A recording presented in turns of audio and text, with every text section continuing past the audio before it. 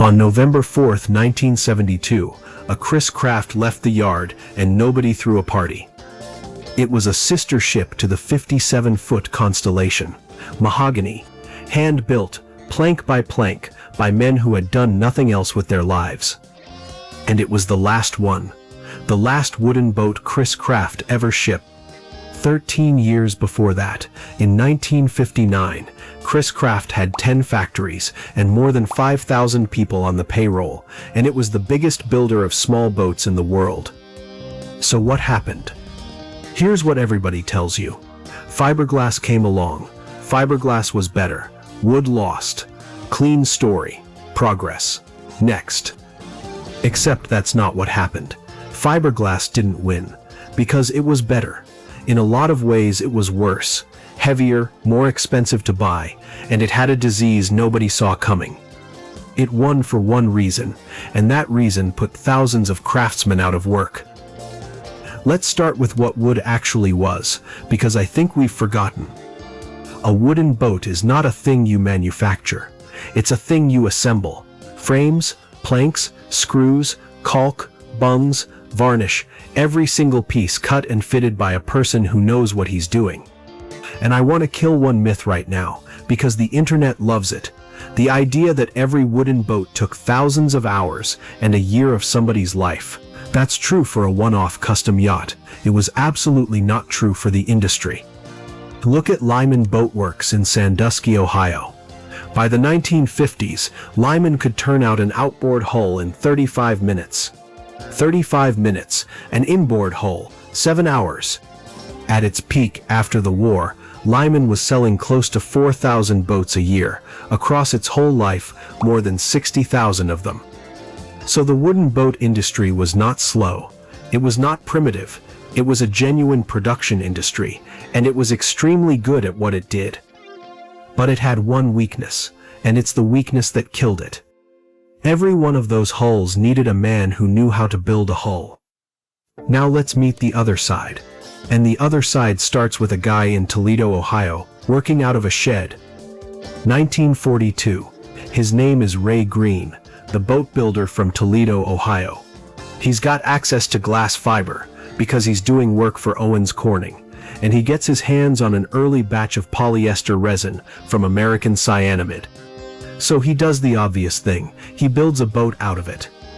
It's tiny, an 8-foot dinghy, because it had to fit inside his homemade autoclave, which was basically an electric box with heaters in it. That little dinghy is generally credited as the first polyester-fiberglass boat in the world. 6 years later, Greene puts a 16-footer into production. It's called the Rebel. The first year he sold 25 of them. 25, against a company with 10 factories. This is not a fight yet. This is a rounding error. So here's the question. How does 25 boats a year become the thing that ends a 100-year-old craft? The answer is a mold. And I need you to really get this, because everything else follows from it. When you build a wooden hull, the skill lives in the hands. Every hull is built again, from scratch, by somebody who learned it over years. When you build a fiberglass hull, the skill lives in the mold. You do the hard part exactly once. You get the shape right one time, in one tool, and then that shape exists forever. After that, making a hull is, lay the glass in, wet it out with resin, let it cure, pop it out. And the person doing that work does not need to be a shipwright. They can be trained in weeks. That is the entire revolution. Not strength, not weight, not speed, repeatability. And you can watch it happen in the numbers.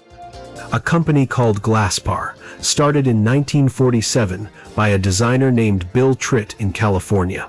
By the mid-1950s, Glasspar is the biggest fiberglass boat supplier in America, building something like 15 to 20% of every fiberglass boat sold in the country. By 1958, Glasspar has branch plants running in Washington State, Tennessee, and Virginia, a boat company in California with factories 3,000 miles away, building the same hulls out of the same tools. That is not a workshop anymore. That's an industry. That's what a mold does. You can copy a factory. You cannot copy a craftsman. Now here's the part that ruins the clean story. Fiberglass was not cheaper for you. There was a sailboat called the Bounty, built in wood in the 1940s by Coleman Boat and Plastics. It sold for $4,195. Then the same company came back with the Bounty II, 41 feet, one of the first big stock sailboats ever built in fiberglass. It debuted at the 1957 New York Boat Show at $18,500. Different decade, sure, but not 4 times worth of different. The labor savings were real, but the resin, the glass, and above all the tooling ate them. A mold is enormously expensive before it makes you a single dollar. So the savings went into the factory, not into your pocket. It wasn't lighter either. Early fiberglass boats were built by feel because nobody had the engineering data yet. When in doubt, add more glass. Chris Craft's early fiberglass cruisers came out tremendously overbuilt and heavy enough that it cost them top speed. And then there's the thing nobody knew was coming. The standard resin of the 1960s was orthophthalic polyester. And orthophthalic polyester resin is not actually waterproof. It absorbs water, slowly, quietly, for years. Before about 1970, marine surveyors almost never saw blisters on a fiberglass bottom. Then, in the mid-1970s, bottom blistering blew up into a chronic problem across the entire industry. So the miracle material that was going to free you from maintenance forever spent the 70s growing bubbles. Wood, meanwhile, had a well-understood problem. It rots, and you maintain it, and everybody had known that for 4,000 years. So let's be honest about the scoreboard. Cheaper on the sticker? Not always. Ask the Bounty.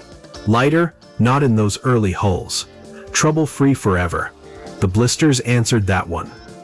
And fiberglass won anyway. Completely. Total wipeout. Because none of those things were ever the competition.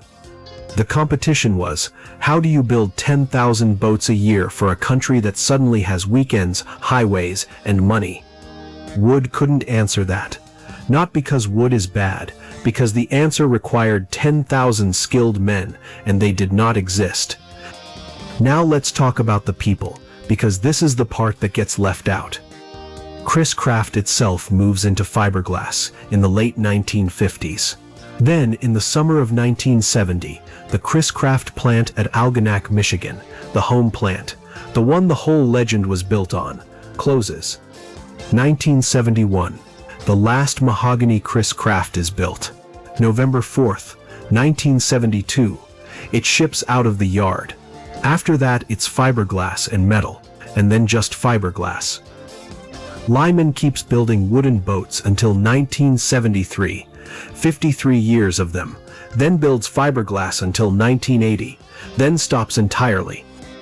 And here's the detail from Lyman's story that I can't stop thinking about. It wasn't only that the market moved, it's that the skilled woodworkers were retiring, men who'd come up as cabinet makers before they ever built a boat. And there was nobody behind them. Because why would there be? If you're 18 years old in 1968 and building a wooden hull takes years to learn, and the job at the fiberglass plant takes 3 weeks to learn and pays now, you go to the fiberglass plant. Obviously you do. That's how a craft dies. Not in an argument, not because somebody proved it was worse. It dies when the last people who know it retire, and the training pipeline behind them is empty. So who actually won? Fiberglass won the factory. That is genuinely, permanently true. Almost every boat you will ever stand on was popped out of a mold, and that is why you can afford to stand on it. But wood won the thing nobody was competing for. Go to any classic boat show right now. The crowd is not standing around a 1972 fiberglass cruiser. They're standing around varnished mahogany, in the sun, taking photographs. The boats that got beaten are the ones people drive 4 hours to look at. And every single one of them is a signature. Somebody's hands did that. You can see the guy's decisions in the grain. That's the trade we made, and I don't think it was a bad one. Millions of ordinary people got out on the water because of a mold. That's a real win. But it cost something real too. It cost a job you could be proud of for 40 years, and it cost it in about 50. Fiberglass didn't beat wood, it beat the shipwright. The boat files, new files every week.